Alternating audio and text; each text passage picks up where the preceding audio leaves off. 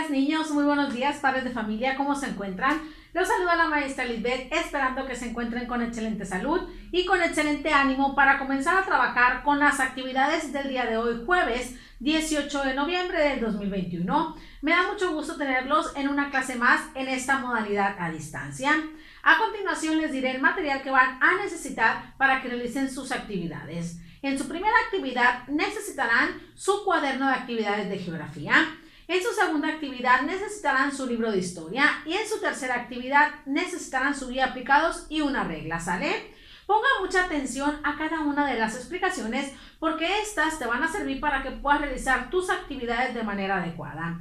Recuerda que si tienes alguna duda puedes repetir el video las veces que tú quieras o también puedes mandarme mensaje de manera individual y yo te ayudo sin ningún problema. Por favor, estate muy atento. Recuerda que las evidencias deben llevar título, instrucciones, tu nombre y la fecha. Bueno, niños, sin más que decir, vamos a iniciar con las clases del día de hoy. Pongan mucha atención, por favor.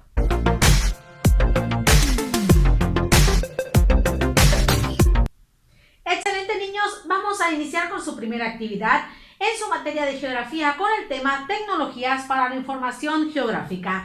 En esta ocasión ustedes necesitarán su cuaderno de actividades de geografía.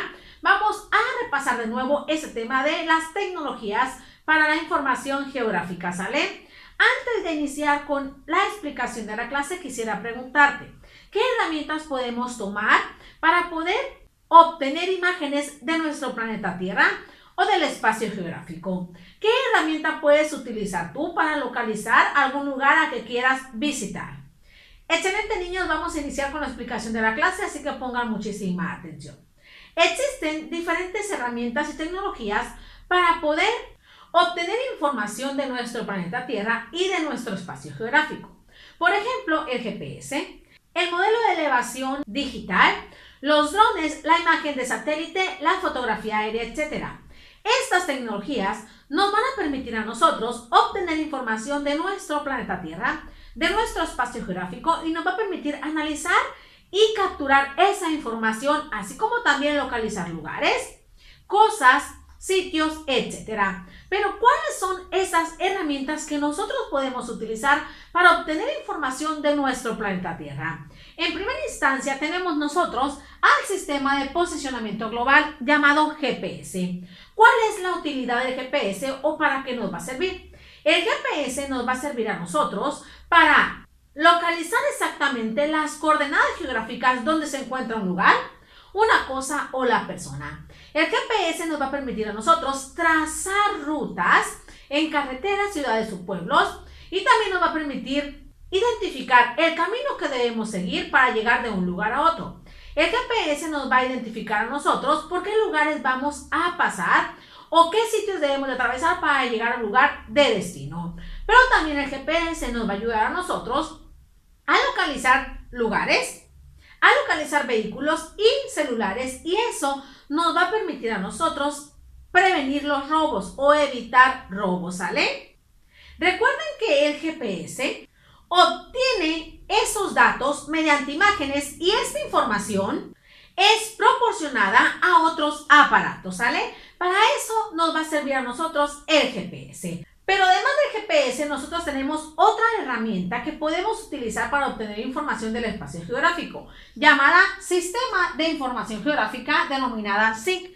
¿Para qué nos va a servir el SIG o qué es el SIG? El SIG es un sistema integrado por computadoras, personas y datos que nos van a permitir capturar, analizar y almacenar la información obtenida de mapas digitales. ¿Pero qué nos va a permitir el SIG?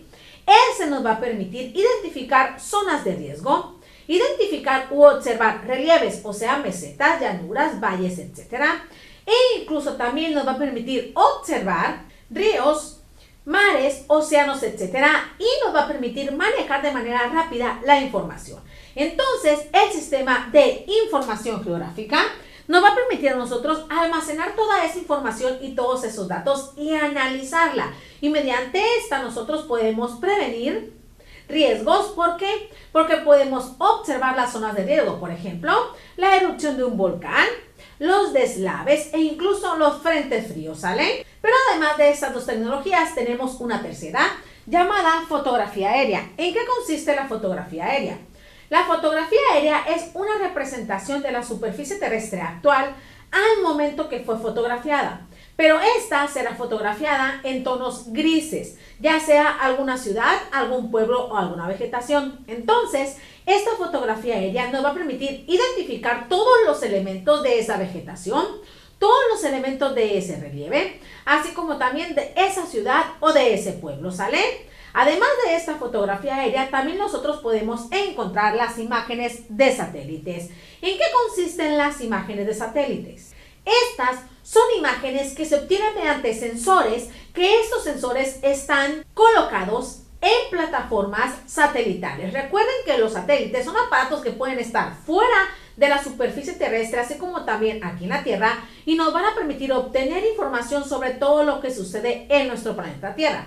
Entonces, estas imágenes de satélite nos van a permitir a nosotros identificar cualquier fenómeno natural que vaya a surgir, cualquier desastre natural, su ruta, así como también zonas de riesgo, y nos van a permitir prevenir riesgos a la población. Por eso es muy útil esta imagen de satélite, porque mediante esta imagen se puede identificar la ruta que va a llevar ese fenómeno natural o ese desastre natural, ¿sale?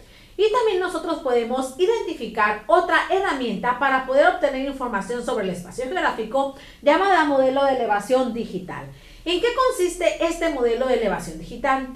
Esta consiste en la representación de nuestra superficie basada en la altitud. Entonces, este modelo de elevación digital va a facilitar el observar las formas de los relieves, o sea, de las montañas, mesetas, llanuras, valles, etc. E incluso nos va a permitir observar la altitud de un terreno. Este modelo de elevación digital nos va a proporcionar imágenes tridimensionales. Y finalmente, niños, tenemos una sexta herramienta que podemos utilizar para obtener información sobre nuestro planeta Tierra, llamada dron. ¿Qué son los drones? Los drones, recuerden que son vehículos no tripulados, y estos vehículos están integrados mediante cámaras, GPS y otras tecnologías. ¿Esto para qué? Para que se nos facilite la obtención de información sobre todas las partes de nuestro planeta Tierra. Recuerden que estos drones son aparatos no tripulados, pero son manejados desde la Tierra o desde los satélites. Algunos drones tienen más tecnologías que otros, pero todos nos van a servir para lo mismo, para obtener información sobre cualquier sitio de nuestro planeta Tierra. Entonces, niños, con esas 6 tecnologías, nosotros podemos obtener información de cualquier parte de nuestro planeta Tierra, ya que estas tecnologías nos van a servir para identificar lugares, sitios, personas, etc., para observar cómo es ese relieve, para identificar zonas de riesgo y prevenir riesgos a la población. Entonces, queda claro hasta ahí cuáles son esas tecnologías que nos pueden ayudar a nosotros a obtener información de nuestro planeta Tierra y para qué pueden servir estas tecnologías. Excelente, niños, ahora nos vamos a ir a la actividad. Pongan mucha atención, por favor. Se ubicarán en su cuaderno de actividades de geografía en la página 17. En el primer punto que van a realizar, les van a mostrar 2 círculos, como yo se los muestro a continuación.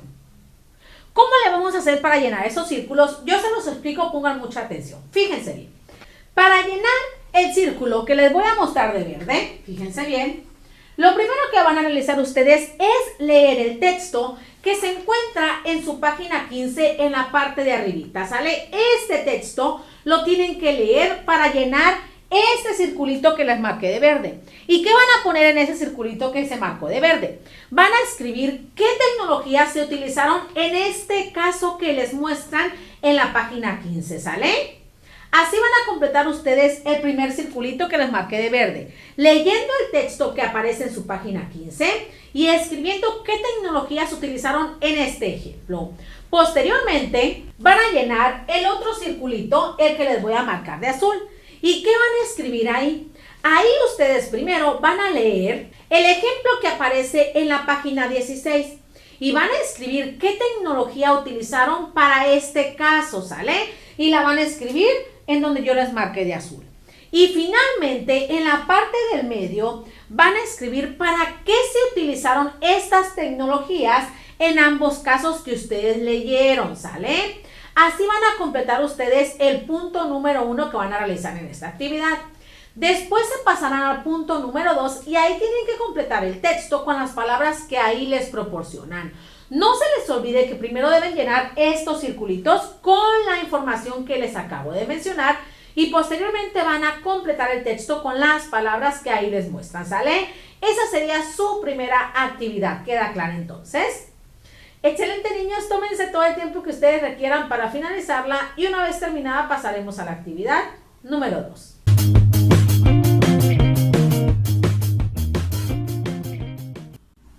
Excelente, niños, vamos por su segunda actividad en su materia de historia con el tema repaso del bloque 1. En esta ocasión tú vas a recordar algunos de los temas que trabajamos en este bloque para que puedas realizar tu actividad, así que hay que estar concentrados, por favor. Antes de iniciar con la actividad, quisiera preguntarte, ¿cómo crees que vivían los antiguos seres humanos? ¿Cuándo se inventó la escritura? ¿Cómo se fueron poblando las distintas ciudades? Excelente, niños, pónganse cómodos porque vamos a iniciar. Recordemos que los seres humanos fueron evolucionando y anteriormente su vida era distinta a la de nosotros. Recordemos que los primeros seres humanos se originaron en África y posteriormente fueron emigrando de un lugar a otro. ¿Esto por qué? Esto debido a que iban en busca de refugio y alimento, porque recuerden que en aquel tiempo se dio lugar a la glaciación y era cuando todo se congelaba, entonces la naturaleza cambiaba seguidamente y por lo tanto tenían que ir emigrando de un lugar a otro en busca de refugio y de alimento.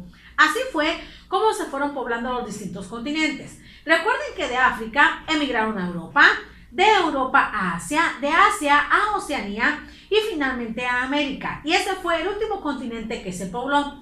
Recordemos que los primeros seres humanos eran nómadas y posteriormente se convirtieron en sedentarios y al final se inventó la escritura y se poblaron algunas aldeas y algunas ciudades. Pero ¿qué características tenían cada uno de estos grupos de seres humanos? A continuación te recordaré todos estos acontecimientos para que puedas realizar tus actividades. Primero explicaremos cuáles eran las características de los nómadas. Recordemos que los nómadas eran grupos de seres humanos que andaban de un lugar a otro. No tenían un lugar fijo donde vivir. ¿Esto por qué? Porque iban en busca de alimento y de refugio. Recuerden que si su alimento se les terminaba, se tenían que trasladar a otro lugar en busca de ese alimento y de refugios. Recuerden que este grupo de los nómadas vivían en refugios temporales creados por ellos mismos de paja, de ramas, de pieles de animales, de barro, etc. E incluso vivían en cuevas o cavernas. Recuerden que el grupo de los nómadas eran pequeños. ¿Por qué? Porque el alimento era poco, entonces andaban de un lugar a otro en porciones pequeñas de seres humanos, ¿sale? Recuerden que los grupos nómadas se alimentaban de frutos, vegetales, de carne de animales, de peces, etc. También recuerden que las actividades que realizaban los nómadas era la caza, la recolección y la pesca. Y utilizaban instrumentos o herramientas para poder sobrevivir. ¿Cuáles eran estas? Recuerden que eran instrumentos y herramientas creados primero de piedra y posteriormente de hueso, como cuáles: lanzas, arcos, flechas, etc. Estos instrumentos y herramientas les servían para sobrevivir el día a día en cuanto a la construcción de sus refugios y a la caza y pesca de animales y a la recolección. Pero también recuerden que estos grupos nómadas realizaban pinturas rupestres. Recuerden que las pinturas rupestres eran pinturas que estos nómadas hacían para poder expresar sus actividades cotidianas, su día a día. Y estas las hacían en piedras. ¿Y de dónde sacaban el color de estas pinturas rupestres? Recuerden que lo sacaban de frutos, de la sangre de los animales, etcétera, ¿sale?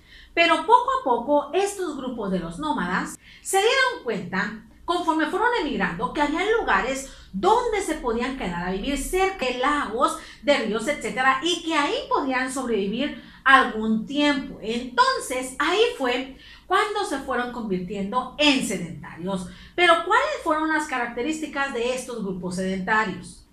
Los grupos de sedentarios eran grupos de seres humanos que se establecieron a vivir en un solo lugar. ¿Esto gracias a qué? Gracias a la agricultura, porque se dieron cuenta que cosechando y sembrando plantas, etcétera, podían sobrevivir en ese lugar donde se habían instalado. Entonces, gracias a la agricultura se dieron cuenta que podían quedarse en un solo lugar. Los sedentarios, a diferencia de los nómadas, recuerden que eran grupos grandes. Entonces, se les terminaba muy rápido la alimentación, por lo tanto, tenían que cosechar y sembrar más frutos y vegetales. Recuerden, niños, que estos grupos de sedentarios vivían en chozas creadas por ellos mismos de barro, de paja, etc. Y recuerden que las actividades que realizaban estos grupos de sedentarios eran la domesticación de animales, ganadería. Recuerden que los primeros animales que se domesticaron fueron los perros y posteriormente se domesticaron más animales, los cuales les servían como alimento. También, aparte de la agricultura, recuerden que se dedicaban a la alfarería, cestería y comercio. Y el comercio, recuerden que era el intercambio de productos, el trueque. Hacían intercambio de productos para poder sobrevivir. Entonces, niños, estas fueron las características de los grupos de seres humanos que se desarrollaron en la prehistoria. ¿Hasta ahí queda recordado y queda claro? Excelente. Entonces, conforme se fueron desarrollando en sedentarios, poco a poco se fueron poblando algunas aldeas.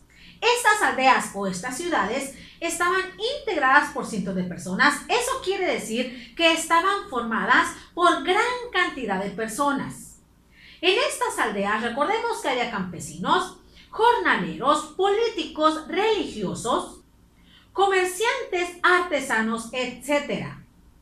Y a partir de ahí también se fueron construyendo otros tipos de estructuras, por ejemplo, templos religiosos, plazas, mercados, comercios, más viviendas, etc. Y esto dio lugar a las primeras construcciones de ciudades. Y estas construcciones de aldeas y ciudades dio pie para que la población creciera. Entonces, conforme se fueron creando estas aldeas, la población fue creciendo. Esta es una de las consecuencias que tuvo las primeras construcciones de ciudades y aldeas, el crecimiento de la población. Pero además de eso, niños, esta construcción de las primeras ciudades dieron pie también para que se desarrollara aún más el comercio. Recuerden que el comercio es el intercambio de productos, ¿sale? El trueque. Así como también estas primeras ciudades se dio pie a que se inventara la escritura. Recuerden que anteriormente la escritura no era como es hasta el día de hoy. Recuerden que tuvimos varios sistemas de escritura, por ejemplo, símbolos, signos y finalmente letras. Recuerden que esta invención de la escritura surgió debido a la necesidad de registrar todo lo que los pobladores tenían, debido a la necesidad de registrar todo lo que se compraba y se vendía, y también debido a la necesidad de comunicación a grandes distancias. Por eso surgió la escritura. Entonces, la invención de la escritura permitió la transmisión y elaboración de conocimientos, así como también permitió que existiera cierta comunicación entre los pobladores mediante símbolos, signos y letras. Y la escritura, niños, deben de saber ustedes que marcó el fin de la prehistoria para dar pie a la historia, ¿sale? Entonces, recuerden que la escritura se desarrolló debido a la necesidad que tenían las personas de registrar todo lo que tenían, todo lo que se vendía y todo lo que compraban. Y esto permitió la elaboración y transmisión de conocimiento, así como la comunicación entre todas las personas. Y la escritura, recuerden que marcó el fin de la prehistoria para poder surgir la historia, ¿sale? Entonces, hasta ahí quedan claros los temas que pudimos trabajar en el bloque 1, niños. Excelente, vámonos a la actividad. Por favor, pongan mucha atención. Se ubicarán en su libro de historia, página 31. Van a contestar la evaluación del bloque 1, subrayando la respuesta correcta. Son 7 preguntas y 5 son para subrayar y las 6 y las 7 son para escribir, ¿sale? Pueden escribir su respuesta de las 6 y las 7 ahí en su libro de historia. ¿Queda clara la actividad entonces, niños? Excelente, tómense todo el tiempo que ustedes requieran para finalizarla y una vez terminada pasaremos a la actividad número 3.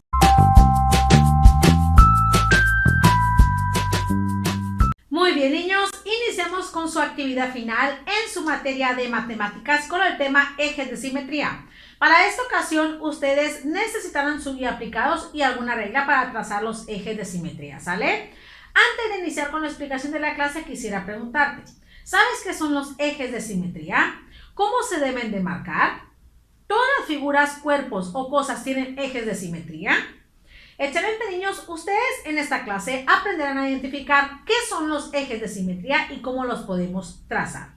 Recordemos que en la clase anterior les mencionaba que un eje de simetría es una línea recta o un segmento que atraviesa ya sea una figura, una cosa o una imagen, de modo que el lado que resulte sea igual e idéntico al otro lado. Recuerden que cuando dos cosas son simétricas, significa que son igualitas. Entonces, los ejes de simetría son líneas rectas que se van a poder trazar de manera vertical, horizontal y en diagonal, las cuales nos van a permitir partir las figuras en dos o más partes. Pero todas las partes que resulten deben de ser igualitas para que los ejes de simetría estén marcados de manera adecuada. Recordemos que hay figuras, cosas o imágenes que solamente tienen un eje de simetría, o sea, una línea recta. Pero existen más figuras, imágenes y cosas que tienen más de un eje de simetría, o sea, tienen muchos ejes de simetría. Entonces, cuando una figura, una cosa o una imagen tenga muchos ejes de simetría, todos deben pasar por un punto de intersección, todos deben de pasar por un centro, así se le llama. Entonces, recuerden que las figuras pueden tener un eje de simetría o muchos. Y cuando tienen muchos ejes de simetría, deben de pasar por un punto de intersección llamado centro. Entonces, para que los ejes de simetría estén trazados de manera correcta, todas las imágenes que resulten deben de ser igualitas. Si hay una que no es igual, quiere decir que tu eje de simetría está marcado de manera equivocada, ¿sale? A continuación te daré ejemplos de cómo marcar ejes de simetría y cómo dibujar figuras a partir de un eje de simetría. Pon mucha atención, por favor. Aquí te tengo yo una flechita que va hacia arriba. ¿Dónde crees tú que se puede marcar su eje de simetría para que las partes que resulten sean igualitas? A ver, fíjate. ¿Las podemos trazar de manera horizontal? No, ¿verdad? Porque la parte de arriba y de abajo no será igual. ¿La podemos trazar de manera vertical? Sí, ¿verdad?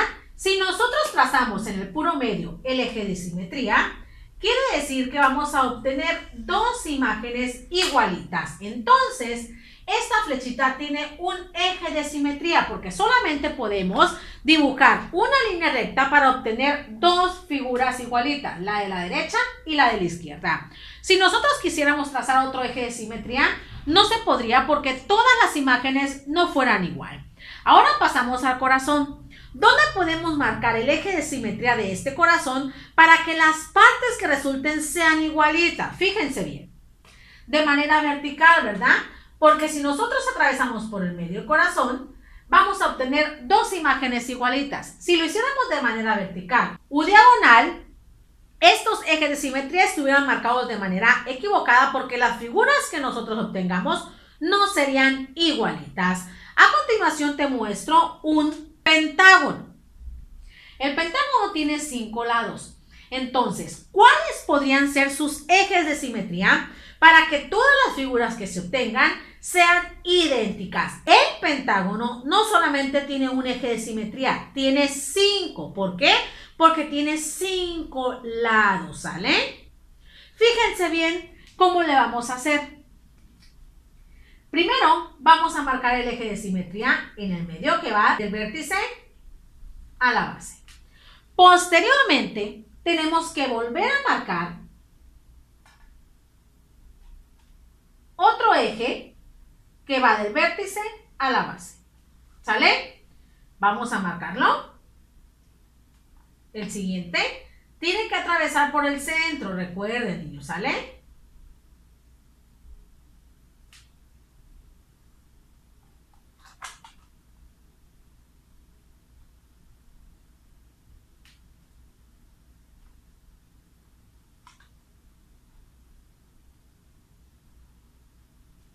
Ahí está. Entonces, todas las partes que obtengamos de este trazo de los ejes deben de ser igualitas. Quiere decir que el pentágono tiene 5 ejes de simetría, ¿sale? A continuación te muestro un triángulo. El triángulo tiene 3 lados, ¿sale? Entonces, se puede decir que este triángulo va a tener 3 ejes de simetría, 3 líneas rectas. La primera que vamos a trazar será del vértice a la base. La segunda tiene que ser también del vértice a la base, ¿sale?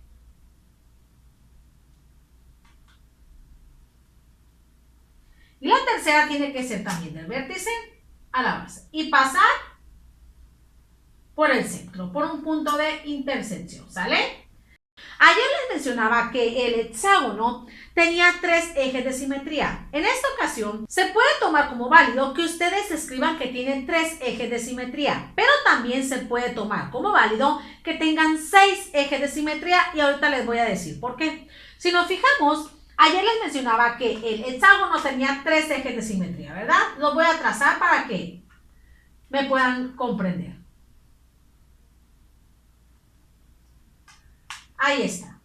Entonces, estos ejes de simetría, que son 3, nos dan a obtener figuras igualitas, pero también podemos trazar más ejes de simetría. Otro